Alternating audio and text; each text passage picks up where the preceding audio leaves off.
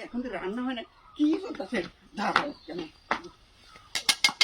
বাজার করার খবর নাই রান্না আবার হয়েছে না তাই জিজ্ঞেস করে আমি তোকা টাকা শাক সবজি পেঁয়াজ লঙ্কা তো রান্না করি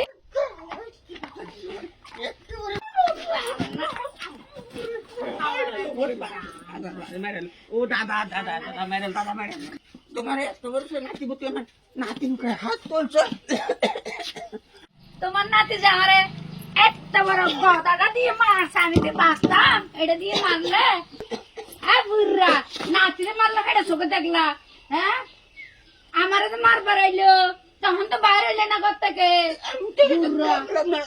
নাতি যে পয়সা ছিল এটা তো এখন তুমি মারলা আমি মারলাম আমি